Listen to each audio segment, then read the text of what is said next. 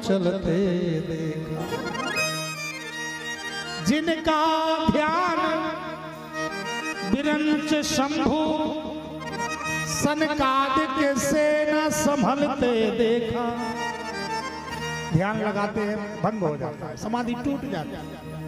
जिनका ध्यान बिरंच शंभु सनकादिक सेना संभलते, ब्रह्मा भी हार गए। ब्रह्मा की लंबी चौड़ी लच्छेदार व्याकरण युक्त स्तुति से भगवान नहीं रीचे। और उनको ग्वालों, उनको ब्रिज में ग्वालों के संग लेकर गेंद उछलते देखा। कबड्डी कबड्डी कबड्डी कबड्डी कबड्डी, यह उनका सरलीकरण है। धन्य है कन्हैया, आज मेरी मृत्यु सुधारने के लिए आ गया। धन्य है प्रभु, आप जिस पर जो कृपा कर दो आप ही सब कुछ बनाने वाले हो। मैंने तो नहीं सोचा था कि मेरी मृत्यु के समय ऐसे दर्शन होंगे गुरुजनों के, संतों के, आपके, लेकिन आप मेरा मरण सुधारने के लिए आ गए। तो अब जाते जाते मेरी एक इच्छा और पूरी कर दो। क्या इच्छा है? बोले सदैव देवो भगवान प्रतीक्षता कलेवरं यावदिदं हिनोम्यहम् प्रसन्नहासा रुणलोचनो लसत् मुखाम्बुजो ध्यान पथश्चतुर्भुज। हे देव, हे मेरे प्रभु, जाते जाते इस भीष्म की एक इच्छा और पूरी कर दो। क्या है दादा? बोले यावदिदम इदम कलेवरम नाहिनोम्यहम् तावद त्वाम प्रतीक्षताम। इदम कलेवरम, जब तक मैं शरीर को, कलेवर माने शरीर, शरीर को ना छोड़ दो, नाहिनोम्यहम्, तावद माने तब तक, त्वाम प्रतीक्षताम, आप ऐसे ही खड़े रहो जैसे खड़े, ऐसे ही खड़े रहो। ठाकुर जी ने कहा इनको इच्छा मृत्यु का वरदान है, कहीं 2-4 साल के लिए टाल दिया तो भगवान सामने खड़े भूल जाए तो क्या करेंगे? सोचने लगे। भीष्म पितामह जी कहते ऐसे नहीं, तो कैसे? बोले प्रसन्न हासा रुणलोचनो लसत् मुखाम्बुजो ध्यान पथश्चतुर्भुजा। हे सरकार, आप खड़े तो हो, लेकिन आप का मुखमंडल मुस्कुराता हुआ होना चाहिए, प्रसन्न होना चाहिए। आप सीधे सीधे खड़े हैं, आप मुस्कुराते हुए खड़े हो। ठाकुर जी ने कहा ये सब बुआ के लड़के हैं, बुआ का परिवार है, और क्या कहेंगे कि बताओ इतना ढीठ है कि ये मर रहे हैं, सब रो रहे हैं और ये हंस रहा है? क्या कहेंगे लोग? क्या कहेंगे लोग? इस बात की सबको चिंता हो। हम ऐसा व्यवहार करेंगे तो क्या कहेंगे लोग?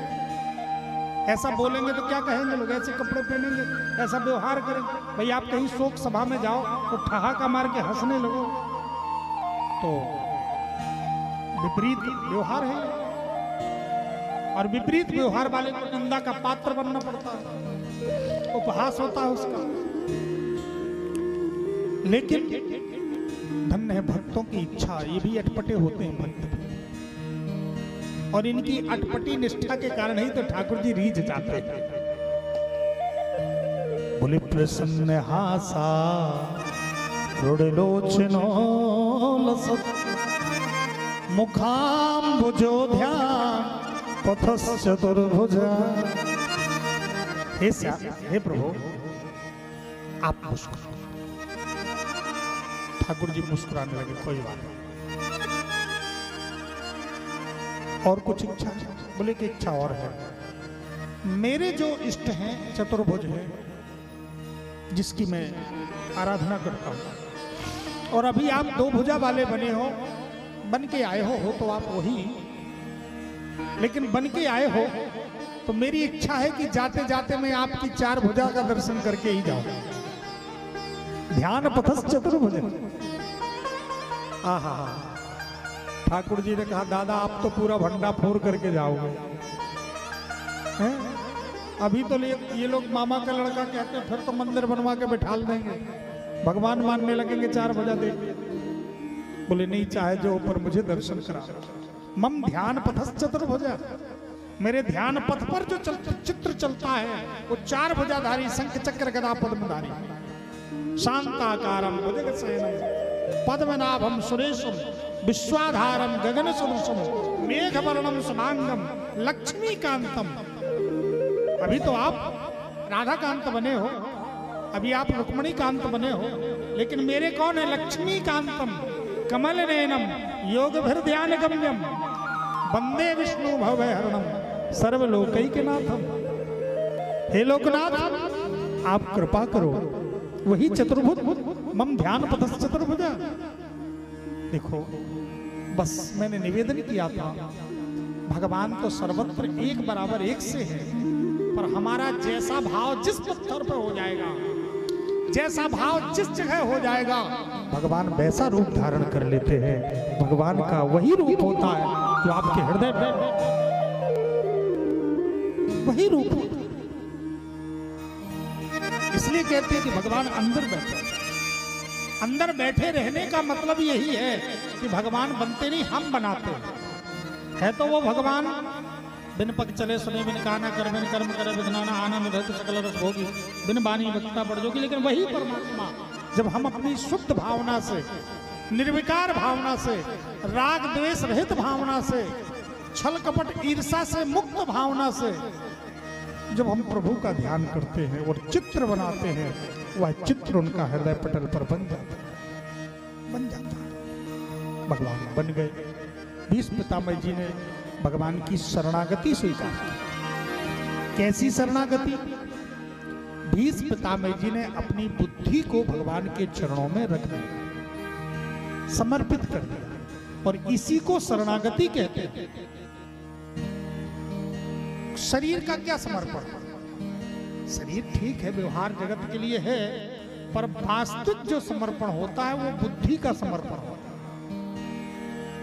भगवान कहते तुम अपनी बुद्धि मुझे दे दो। अभी तुम्हारी बुद्धि में व्यापारिक बुद्धि है, हमेशा देखते इसमें फायदा है कि नहीं। फायदा हो तो ठीक है, नहीं है तो कोई। अभी गुण दोषमयी बुद्धि है, अभी संकल्प विकल्प की बुद्धि है, तरह तरह की बुद्धि है। इसलिए भगवान कहते हैं कि मेरे लिए समर्पित होना केवल एक ही स्वरूप है। अपनी बुद्धि को मुझ में सौंप दो और मुझे सौंप दो, निश्चिंत हो जाओ, जो भी होगा तुम्हारा अच्छा होगा, कोई नहीं बिगड़ सकता, सब अच्छा। अपनी बुद्धि को आई बोलिए भक्त वत्सल भगवान की बुद्धि को समर्पित। भगवान श्याम सुंदर बोलिए भक्त वत्सल भगवान की।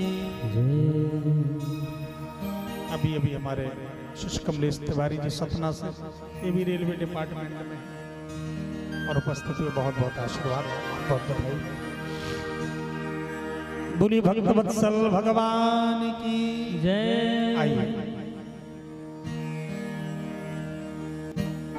इस बुद्धि को भगवान के चरणों में समर्पित किया और पुष्पांजलि देकर के भीष्म पितामह जी सदा सदा के लिए मौन हो गए।